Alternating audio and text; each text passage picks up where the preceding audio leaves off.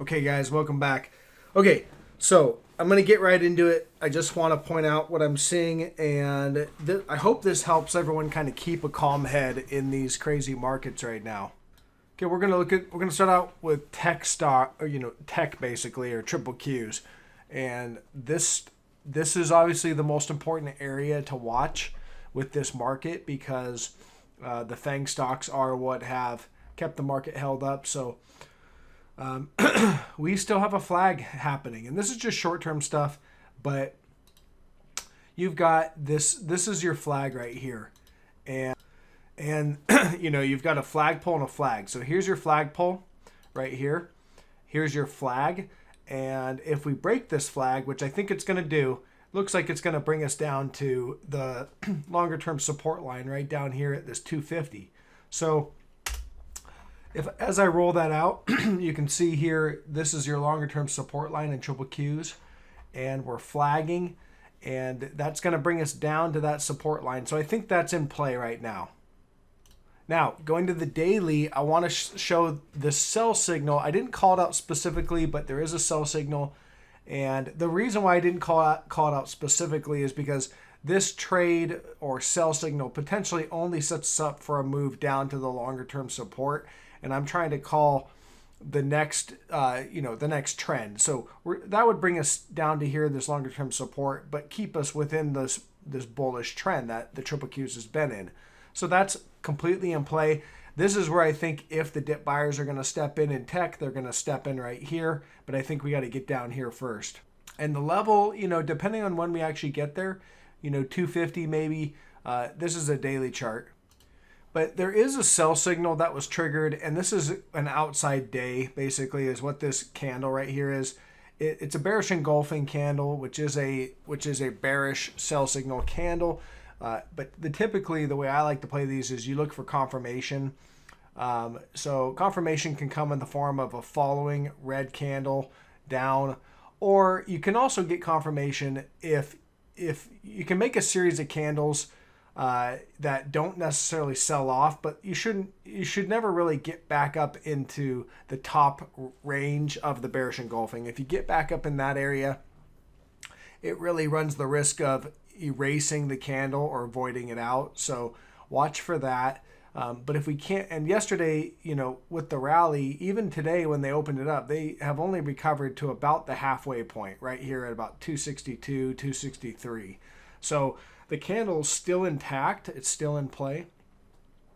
And so if you get selling now, then that's confirming price action. So the point is you should move lower before ever really moving much higher beyond the bearish engulfing. That's kind of how you play those. But so bearish engulfing and also an outside day where the high and the low traded outside the parameters of the previous day right here. So you can see it completely engulfing the range of the previous day. That's called an outside day. Those are often looked at as reversal candles or reversal patterns. But again, all these reversal patterns, you always need confirmation, and that's what you continue to look for is confirmation. So the confirmation, again, like I said, if we start to move lower and down, that would be a confirmation that this was a reversal pattern. So then the next big battle that will come is the trend line. This is where the buyers and the support is the major support. So you'd want to see this break. And if this breaks, then we head down. That's a break in the triple Qs. And the triple Qs, for the most part, is the strength in the market. Now, you might get some rotation from tech to maybe the banks or something else, but they just don't have the same weighting in the indices that these tech stocks do, and the FANG stocks specifically. So even if you rotate into some of the weaker names, the airlines or the banks, and tech is selling off, the market's going to sell off. That's just the nature of the weighting that they have. And the FANG stocks and these tech stocks are kind of the heaviest weighted they've, I think, ever been. I think they're about 25% of the S&P 500. So they pretty much will dictate where the market heads. So that's why I'm always watching these tech stocks. And as you can see, here's your hourly.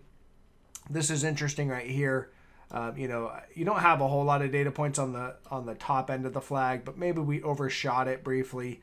and we're just heading right down to the bottom of the flag. So now we wait for a break at the flag. That's probably going to come in the next hour, because this flag has pretty much run its course.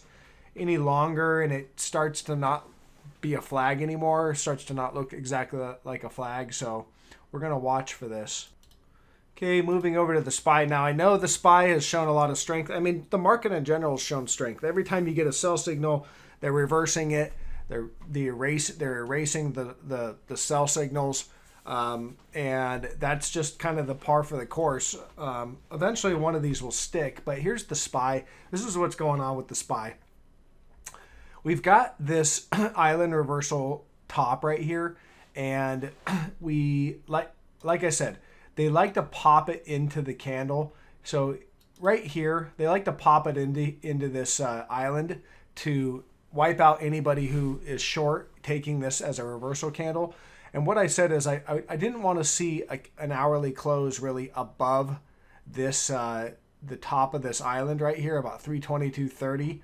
And we did get an hourly close above it right here, but it wasn't very impulsive. It was just marginally closing higher, and then the next candle is a sell candle. So if this sticks and continues to sell off, it still keeps the island reversal pattern intact. It's just another washout move like we saw right here, where they pop it up into here and then it sells off. They did it again, gapped it up overnight with the futures. So if this candle, if we don't get a nice hourly close above this area right up in here, then it continues to keep this intact. And again, this is how they do it. What they'll do is when you have a reversal pattern, like I said, they oftentimes will run it back up into the candle, and they're going to play games up in here. The market makers essentially are, trying to take positions, or they're trying to allocate short positions, whatever they're trying to do.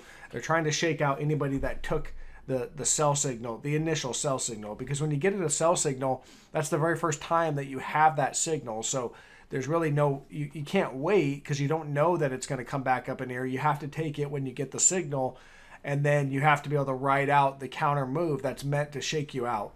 And that's what this looks like it is. Doesn't mean it is, but if SPY continues to sell off and we cannot, again, get an hourly close up here above this 322, it's about 322.40, then, then it's still intact. So I said in a comment yesterday when we were trading, it looked like they didn't want it to go down. And I said, if we get a pop above that 317.60, anything above there, then it looks like they're going to want to run it back up into the highs again. And that's what they did. So what I did is I covered half my position, half my short position around that level. And then they popped it up here, and then I'm just holding that, just kind of waiting. Looks like it's selling off, so we'll see. But again, watch tech. Tech's going to be your tell. It looks like this is going to break the flag. Looks like tech wants to break, and if tech breaks here, that's going to set us up for a move down to the major support. That's all I want to say for this video. I'm going to get this one out. Good luck, everyone.